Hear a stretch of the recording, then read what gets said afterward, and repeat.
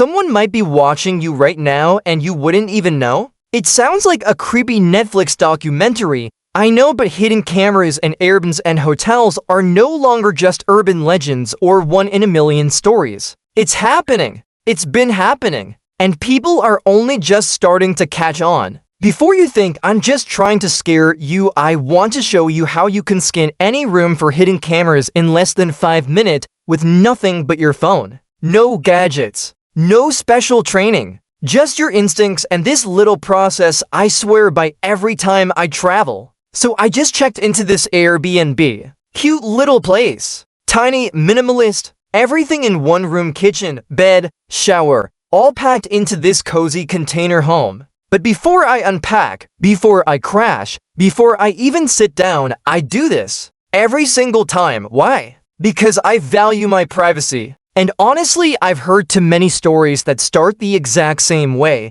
We didn't think it would happen to us. Now, I'm not about to start ripping open the walls or climbing into ceiling tiles. No, that's not what this is about. This is about being smart, quick, alert. So I walk into the room and I look around, but not like a guest, like a detective. I scan the space like I'm trying to catch someone in the act. If I were going to hide a camera here, where would I put it? That's the question. That's the mindset. No one's going to hide a camera in the entryway or in the cutlery drawer. Think about it, creeps want views. They're going to aim for spots where you're most exposed. The bed, the shower, the toilet, anywhere you change clothes. Lay down. Let your guard down. And then I start to spot the little things. That alarm clock angled just right on the dresser.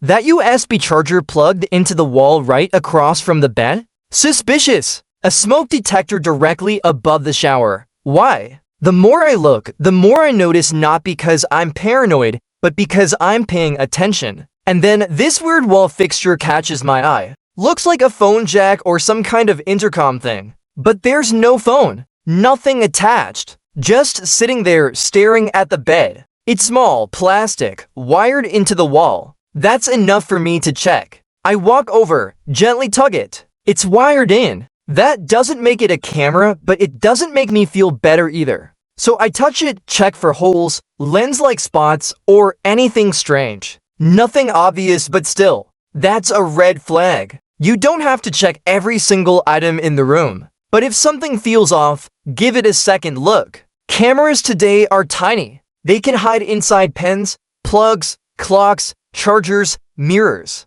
The things you'd never think twice about. That's the game. And here's where your phone becomes your best friend. First, the Wi-Fi scan. Most modern spy cams connect to Wi-Fi because they can stream or record footage remotely. So I take out my phone and use this free app called Airport Utility on iPhone. On Android, there's one called Thing. You just open it, hit scan, and it lists every device connected to the network. Now here's where it gets smart. I walk up to a suspicious object, like that weird clock or USB plug, and stand right next to it while scanning. If I see a strange device pop up, that's a sign. If I unplug something and it disappears from the list, bingo! Sometimes the device will show a name that gives it away. Something like Hidwificum or Minii. And if I don't recognize the name, I do a quick Google search. If it's a spy cam brand, I know what I'm dealing with. Of course, some cameras don't use Wi-Fi at all. Some just record to a memory card.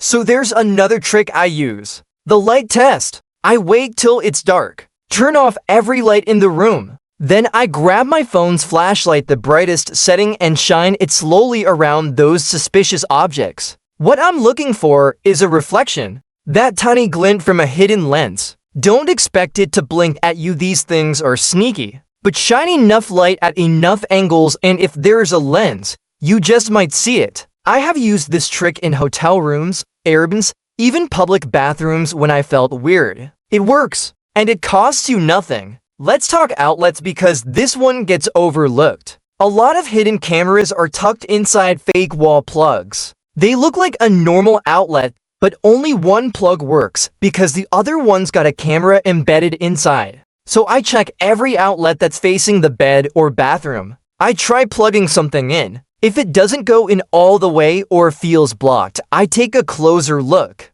Some of these fakes are sold online and they're everywhere. Amazon, eBay, whatever. Creeps have easy access to this stuff, so I make sure I'm not letting it slide. And don't forget the bathroom. This is where most people are at their most vulnerable and forget to check. I look at the shower head, the vents, the ceiling, even the toiletry holders or that little towel hanger. Sometimes it's nothing. Sometimes it's a very real risk. You don't have to rip the place apart, just be thorough. Feel with your hands. Look for anything out of place. The truth is, we shouldn't have to do this. But until the world changes, we do. If I ever found a hidden camera, first thing I'd call the police. Not the host, not Airbnb, the police. Then I'd document everything. Video, photos, made sure I have proof. And then I'd get the hell out. Look, you're not being paranoid. You're protecting your space, your privacy, your peace of mind. And no vacation, no rental, no price tag is worth giving that up. I hope you never find anything. I hope every place you stay is clean and safe and uneventful. But in the off chance it's not, you'll be ready. If you want to learn how to stop someone from breaking into your hotel room without picking the lock or smashing a window, you need to watch my next video, and don't forget to subscribe my channel.